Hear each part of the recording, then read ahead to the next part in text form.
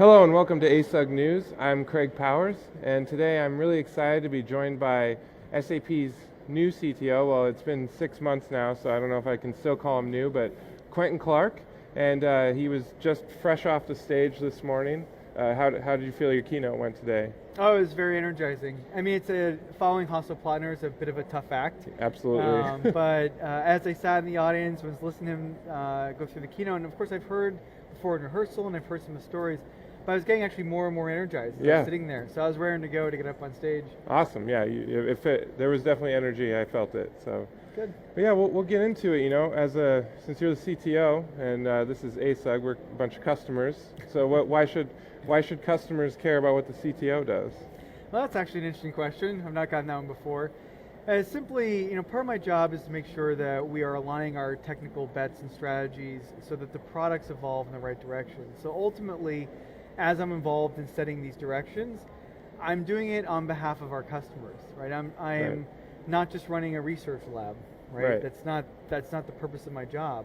The purpose of my job is to make sure that we're building the right products for the future. So the product strategy and technical strategy behind that. Right.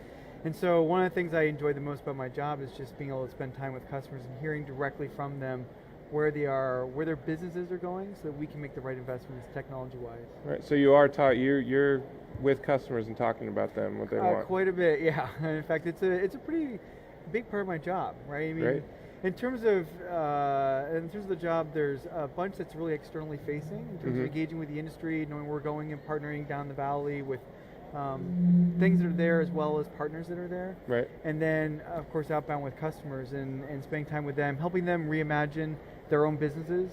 Bill talked a lot on Tuesday about this digitization of the world. And so I find myself in a lot of conversations with companies when I'm visiting them, and of course when they come visit me in Palo Alto, helping them through that reimagination thinking.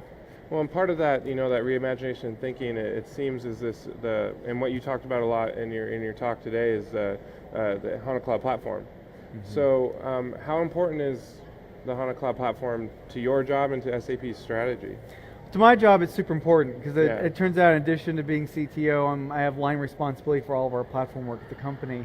So it's very near and dear to me. It's also likes to remind me from time to time. But in terms of where it fits in the strategy, you heard we've been on a consistent frame now, I'd say for maybe about a year, around applications, the business network, and the platform. Right. And the platform really started with understanding of HANA and its opportunity to change the world.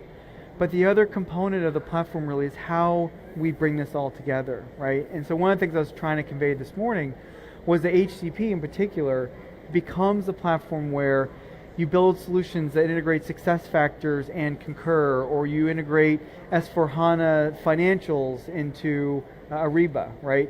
And not because we're not building those integrations directly, but because every business is different. As they customize and extend and build on, they're going to need the platform to do it with. And SAP HCP is going to be that platform. Great, and obviously building that platform is an ongoing project for you. You've done a lot of projects in the past, rolling out things and from what it appears on the outside, at least on time. So you seem to be good at that. So our customers are rolling out SAP projects all the time. So what's advice that you have, just general advice for doing projects well? Yeah, I think it kind of boils down to two things, and I'm measuring this in part from where I've seen projects that have struggled. That's okay.